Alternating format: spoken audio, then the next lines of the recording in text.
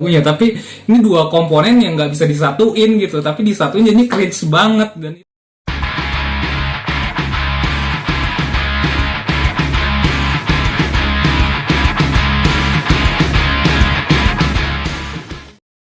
oke, selamat datang di WV Corner, gue Dian WJ, dan konten kali ini gue akan mereview salah satu series Netflix yang sebenarnya udah lama ya, tahun 2018, bukan series baru, yaitu adalah Who Assassins. Nah, Who Assassins ini kebetulan dibintangi oleh salah satu aktor terbaik Indonesia saat ini, Iko Uwais. Nah, oke, jadi sebelum gue bahas ini, ada iklan dulu sebentar yang mau lewat. Hai guys, jangan lupa mampir ke channel YouTube-nya WV Corner. Jangan lupa juga subscribe, like, comment, dan share, oke?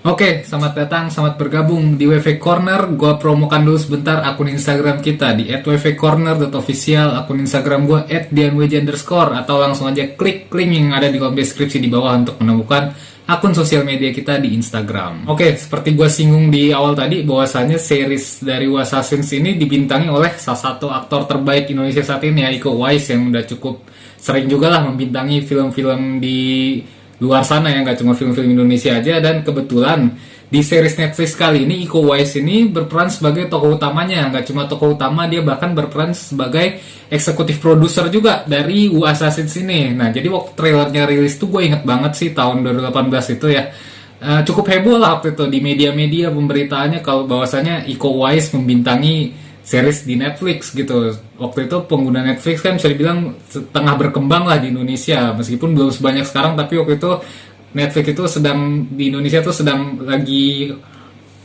in-innya lah gitu bisa dibilang. Nah, oke. Jadi series dari Who Assassins ini untuk ratingnya sendiri kurang oke sih ya. Kalau dari IMDb dia cuma 6,4/10, sementara kalau di Rotten Tomatoes nya tuh lumayan bagus, 83%. Nah, jadi ini baru jalan satu season aja, nggak tahu gue season keduanya ada apa enggak, dimana satu seasonnya ini berisi 10 episode ya, dimana setiap episodenya itu jumlah episodenya sekitar 45 menitan. Untuk Who Assassins ini jelas genrenya pasti action, kalian bisa lihat sendiri di trailernya sudah banyak disajikan berbagai aksi-aksi yang kayaknya menarik untuk disaksikan, meskipun ceritanya nanti kita bahas. Nah, selain itu juga dari judulnya bisa kelihatan kalau ini kayaknya identik banget nih sama bela diri yang berkaitan dengan negeri Tionghoa ya, kungfu ya. Itu jelas sih, nanti kita bahas lah soal ini. Nah, terus tapi kita lihat dulu deretan aktor dan aktris yang membintangi series ini ya. Selain Iko Uwais tadi yang berperan sebagai tokoh utama,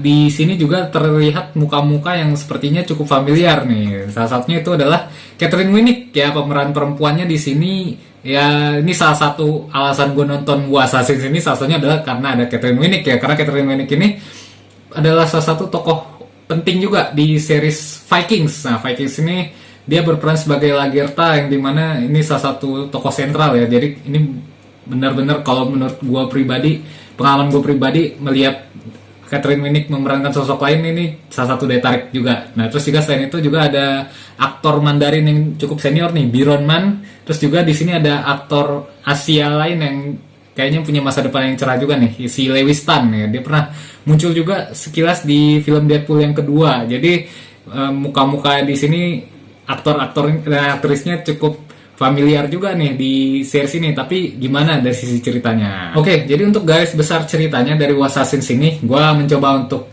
sesingkat-singkatnya ya, karena biasanya kalau gue udah cerita bisa panjang belasan menit durasi videonya. Nah, oke, jadi Iko Uwais ini memerankan tokoh utama bernama Kaijin. Nah, Kaijin ini merupakan seorang koki yang dimana dia berketurunan Tionghoa Indonesia. Nah, jadi Iko Uwais di sini nggak, ceritanya ya nggak pure orang Indonesia, tapi dia campuran antara China dan Indonesia. Dia tinggal di San Francisco, tepatnya di Chinatown, yang dimana dia baru pindah ke San Francisco itu di usia remaja.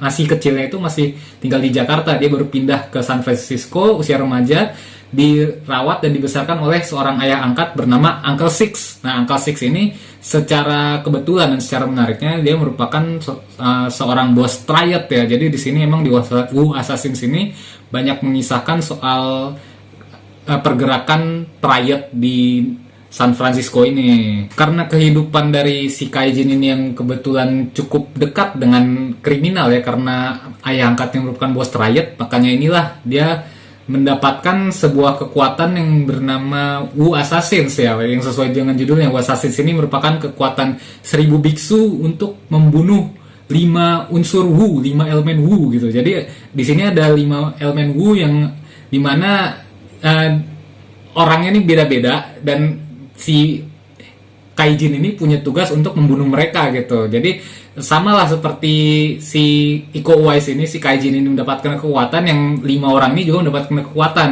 Kalau Iko Uwais ini dapat kekuatan 1000 biksu, yang lainnya ini mendapat kekuatan Wu ini terdiri dari 5 elemen, mirip kayak Avatar. Jadi ada elemen air, elemen kayu, udara, tanah, sama logam. Jadi tugas dari si Kaijin ini membunuh mereka, yang dimana ini mendapatkan pergolakan batin yang luar biasa lah si Kaijin ini, karena dia merasa dirinya bukan seorang pembunuh, dia orang biasa. Kenapa mendapatkan tugas seperti ini? Jadi dia mendapatkan kekuatannya itu ya mirip-mirip kayak inilah ya, Shazam atau Iron Fist gitu. Jadi orang-orang terpilih, orang-orang khusus yang terpilih mendapatkan kekuatan turun-temurun itu. Jadi disitulah pergolakan batin dia cukup apa ya, dia awalnya nggak mau nerima kekuatan ini, sampai akhirnya dia melihat apa yang terjadi di masa depan kalau dia tidak menyelesaikan tugas dia membunuh para Wu ini. Jadi kurang lebih ceritanya seperti itulah untuk garis besarnya. Sebenarnya ya, kalau kita lihat bagaimana seorang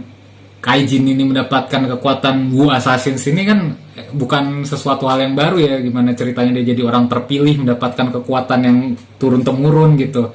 Kayak kita bisa pernah melihat hal seperti itu sebelumnya di, ya contoh gampangnya di Marvel atau DC lah, kayak tadi gue sebut di Iron Fist dia juga dapat kekuatannya modelnya begitu. Terus juga di DC Shazam juga kayak gitu. Atau juga gampangnya Thor lah, Thor sendiri kan dapat kelayakan ngangkat Mjolnir kan setelah dia bisa dibilang dia terpilih untuk bisa mengangkat Mjolnir setelah hatinya bersih gitu. Jadi ini salah satu hal yang nggak menjadi sebuah kejutan ya, bagaimana dia mendapatkan kekuatannya ya udah sering kita lihat motif seperti ini gitu. Terus juga ada beberapa banyak hal minusnya kalau gue bilang di series ini gitu. Jadi makanya kalau ketika lo nonton ini lo jangan berekspektasi terlalu besar gitu, karena trailernya menarik sih, tapi kalau lo nonton jangan ekspektasi gede deh.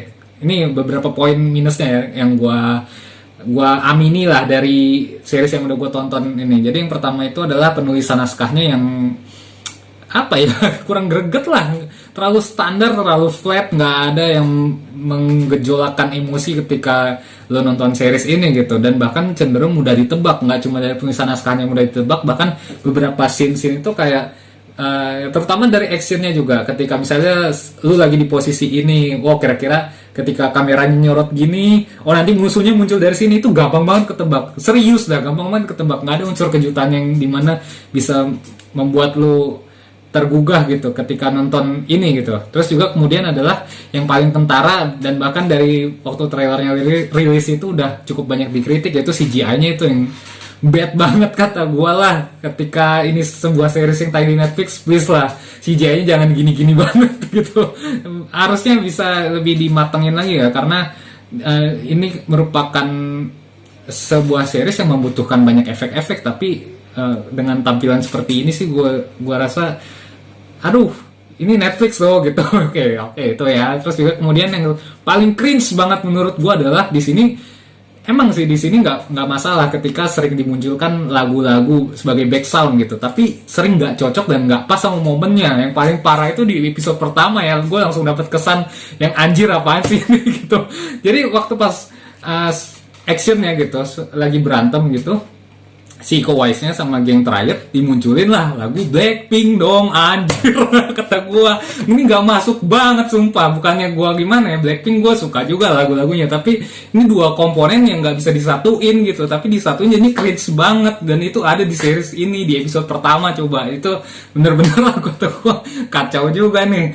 Setelahnya kesononya ya banyak dihadirkan lagu-lagu hip hop apa segala macam, tapi sering juga nggak pas momennya. Jadi ini hal sederhana yang harusnya nggak dihadirkan lah gitu. Gue rasa dari 4 poin tadi kalau bisa diperbaikin, bisa bagus lah, lebih bagus lah maksudnya untuk series Assassin's ini ya, dari naskahnya. Terus juga jangan terlalu gampang ditebak baik dari naskah maupun apa namanya, shot-shot adegannya, terus juga CGI-nya diperbaikin, terus juga perbaikan pemilihan background. Nah itu oke, jadi itu adalah kekurangan yang gua rasa harusnya ditingkatkan misalnya season kedua mau dibuat. Terus juga selain itu, tapi tetap ada sisi positifnya yang dimana yang paling menonjol banget di sini hand to hand combatnya ya, bertarungnya, berkelahinya itu bener-bener koreografinya enak banget dinikmatin, diikutin ya.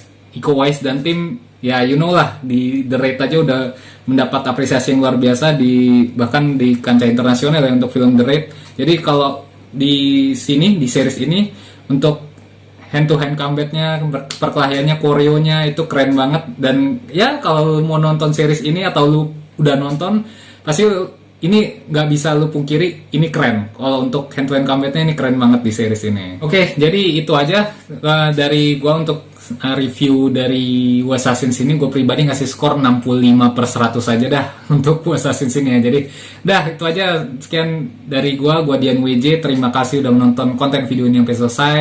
Sampai jumpa di konten-konten berikutnya. Assalamualaikum warahmatullahi wabarakatuh.